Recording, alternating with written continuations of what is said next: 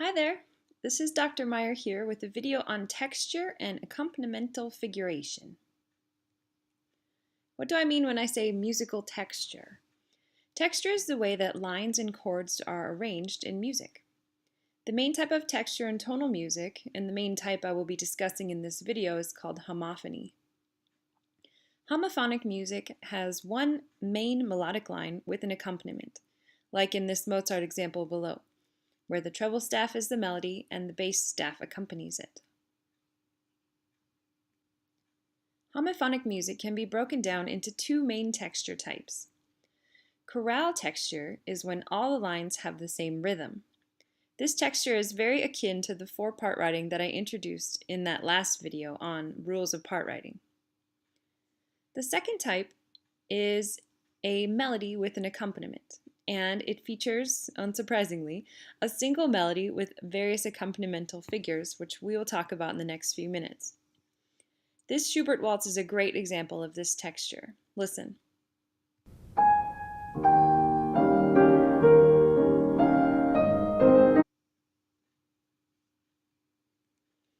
For the remainder of this video, we're going to discuss the melody with accompaniment texture and explore the different types of accompanimental figurations. The first type of accompanimental figuration is block chords. Block chords are chords that are sounded all at once, like in this Beethoven example. Listen.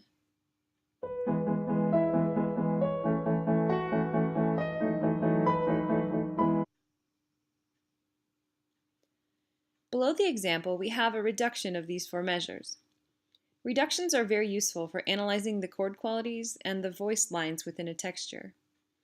You can trace the lines of each voice through the reduction and compare with the original, like this: soprano, alto, tenor, and bass. Notice that the tenor line is in the treble staff in our reduction. This is because it's written in keyboard style, meaning that the upper voices can be played with the right hand at the piano. This reduction type facilitates reading your reduction at the piano and is a common way to reduce the musical surface. The second type of figuration is to use broken chords. Broken chords are chords which are broken into parts, like in the Beethoven example below. The three chords are broken into groups of two notes and one note. Broken chords can be separated into any configuration, but should have at least one part of the chord separated from the other parts. Listen to the example of broken chord accompaniment.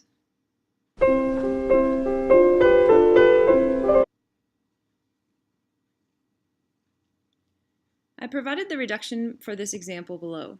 See if you can trace the voices through the reduction in the original. The last type of figuration in this video is arpeggiated chords. Arpeggiation is when the notes of the chord are sounded one at a time. This is different from broken chords because each chord tone is individual and not grouped together at all.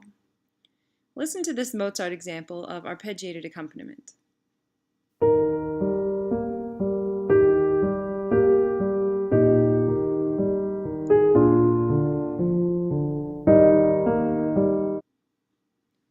A reduction can be found below, showing that the arpeggiation can be stacked into full triads. Let's practice identifying accompanimental figuration types. Listen to this Schubert example and identify the figuration that is accompanying the voice. Leise fliehen meine Lieder durch die Nacht zu dir.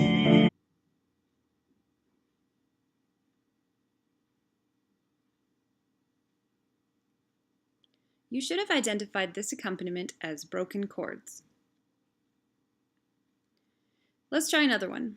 Listen to this Schubert example and identify the accompaniment type. Rauschender Strom, brausender Wald,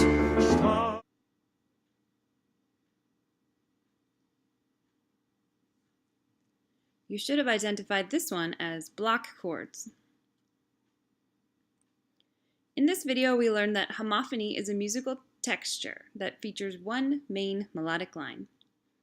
Homophony can be further broken down into two subtextures, that of chorale texture, where all the voices sound in the same rhythm, and a melody and accompaniment, which was the main focus of this video.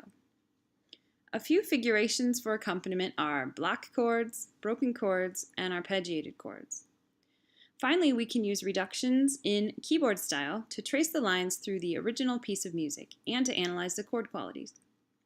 That's all for now. Thank you for watching.